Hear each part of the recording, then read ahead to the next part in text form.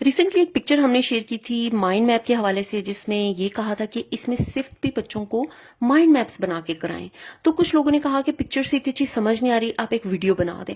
تو ویڈیو تو میں بنا رہی ہوں، لیکن یہ کریٹیو رائٹنگ سے ریلیٹڈ ہے. اور 1 میں تو کریٹیو رائٹنگ سٹارٹ ہو جائے گی. بچے کو ہم ٹاپکس دیں گے، اس نے چھوٹے چھوٹے سے پیراگرافس لکھنے ہوں گے جس میں 3 to 4 سینٹینسز ہوں گے. تو اس سے پہلے نا ہم نے تھوڑی سی تیاری کرنی ہے. وہ تیاری اس طرح سے کہ جیسے وہ 1 میں انٹر ہوا تو ساتھ ہی نا مائنڈ میپس ان سے بنوانے بھی شروع کر دینے، اور جو ورڈز مائنڈ میپ میں یوز ہوں انہی کے سینٹینسز بنانا شروع کریں. جب ایک بار بچہ اس میں ماسٹر ہو جائے کہ ہم اس کو کوئی بھی ٹاپک دے رہے ہیں اس سے ریلیٹڈ وہ 4-5 لفظ بول سکے، تو پھر ہم اس کو آہستہ آہستہ کریٹیو رائٹنگ پہ لے کے جائیں گے. 2 ایگزامپلس دے کے میں آپ کو سمجھاؤں گی کہ ہم نے کس طرح سے بچوں سے یہ کام کروانا ہے. جیسے پہلا ورڈ ہم لکھتے ہیں کاؤ. یہ میں نے لکھا، ویسے اس کی پکچر بھی بنا سکتے ہیں. اس سے پوچھیں گے کہ بتاؤ واٹ از دس. اوکے گر دس از اے کاؤ.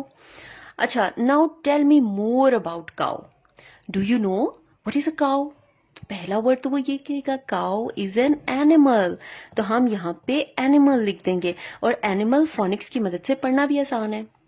دوسری چیز، ہوپ سو کہ وہ کاؤ کے بارے میں لازمی جانتا ہوگا کہ کاؤ ہمیں ملک دیتی ہے. تو ہم ملک لکھ دیں گے. یہ ایک اور ورڈ آ گیا ہمارے پاس. اچھا پھر نا ایک اور چیز جو بچے بہت جلدی پک کر لیتے ہیں اور بتا دیتے ہیں کہ کلر کیا ہے. کوئی بھی چیز پوچھیں گے تو اس کا کلر لازمی بتائیں گے. تو کلر سے پوچھیں.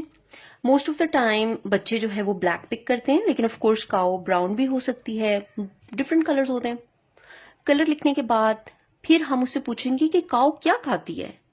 What does it at. کوشش کریں کہ ایک سینٹینس اردو میں بھی بولیں، انگلش میں بھی بولیں. اس طرح بچوں کی ووکیبلری بہت اچھی ہوتی ہے اور بچے دونوں لینگویجز بولنا سیکھتے ہیں، سمجھنا سیکھتے ہیں.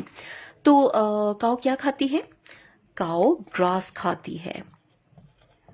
ابھی وہ اس لیول پہ نہیں ہوں گے کہ ہربی ورڈز کارنیورس بتا سکیں، لیکن ان کو یہ پتا ہوگا کہ کاؤز جو ہیں وہ گراس کھاتی ہیں. تو ہم نے گراس لکھ دیا. یہ ہمارے پاس ایک چھوٹا سا مائنڈ میپ آ گیا. اس میں ہم 5 یا 6 ورڈز بھی ایڈ کر سکتے ہیں. اب آگے جو ہے وہ انہی کے سینٹینسز بنائیں گے. تو کاؤ سے ریلیٹڈ کچھ ڈیٹا ہمارے پاس آ گیا.